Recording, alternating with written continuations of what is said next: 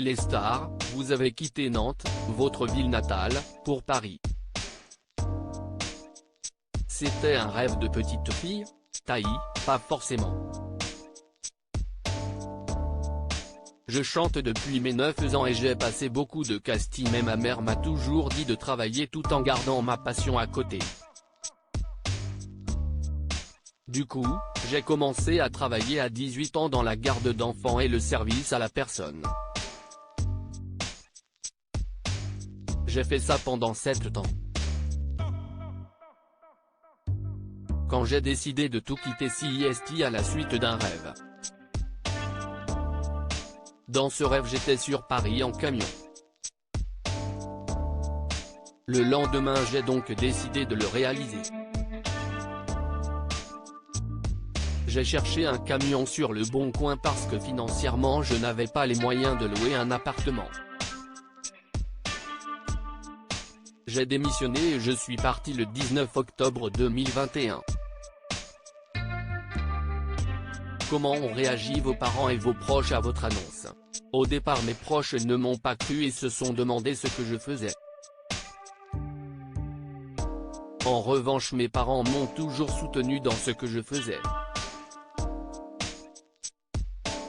Déjà petite CIST qui m'emmenait au casting. Je ne sais pas s'ils croient à ma réussite mais ils me soutiennent. Quand je suis parti ma mère m'a dit comment tu vas faire sans frigo. Ils étaient inquiets mais ils savent que quand j'ai une idée en tête je ne lâche rien. Et je ne leur ai pas demandé d'aider parce que je me suis toujours débrouillé seul. Vous vivez dans une fourgonnette que vous avez vous-même aménagée. J'ai payé mon camion avec l'argent que j'ai mis de côté quand je travaillais. Je suis allé le chercher toute seule mais je l'ai retapé avec 2 compositeurs avec qui j'avais déjà travaillé sur un de mes albums. On en a eu pour 3 mois pour tout aménager. Vous êtes une femme, seule. Ces conditions de vie ne sont-elles pas sans danger? CIST risquer ce que je fais parce que je dors dans la rue, je le sais. Mais je fais très attention à l'endroit où je me gare pour dormir. Je me mets devant des maisons et j'évite les appartements ainsi que le centre de Paris. Je préfère me mettre dans le 77 par exemple. Si est-il vrai que j'ai une alarme? Parfois la nuit si j'entends des bruits je l'active mais ça ne m'est jamais arrivé. Êtes-vous touché par la mobilisation qui s'organise autour de votre histoire? Quand je suis parti de chez moi j'ai passé mon premier hiver seul sans chauffage et sur internet plein de gens m'ont proposé de venir me brancher devant chez eux.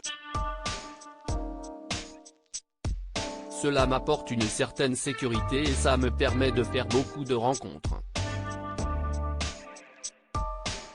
Vous chantez dans le métro pour gagner votre vie.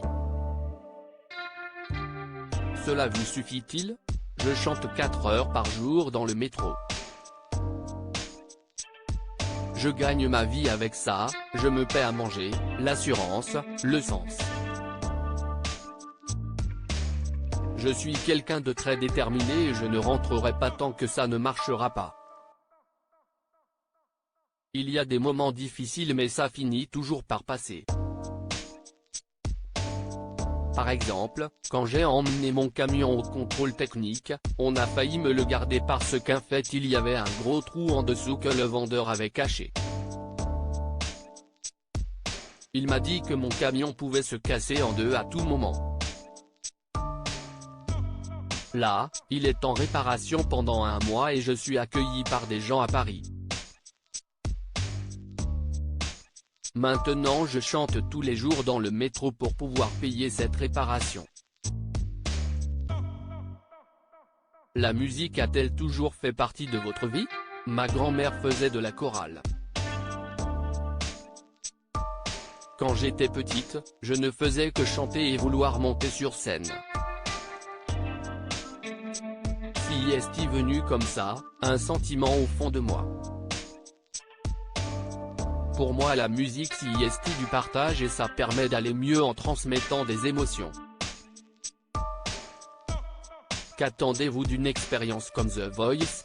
Déjà je suis très surprise d'en être arrivé là. Si est incroyable, je n'y croyais pas.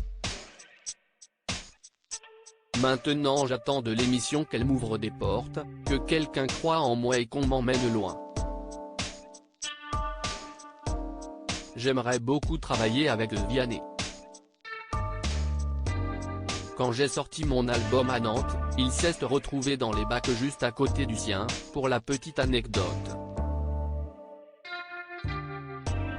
On verra ce que l'aventure me réserve. Je me sens prête à tout affronter, le bon comme le mauvais. À lire aussi, The Voice 2023, nouveauté mondiale, coach surprise, battle inédite. Tout sur la saison 12.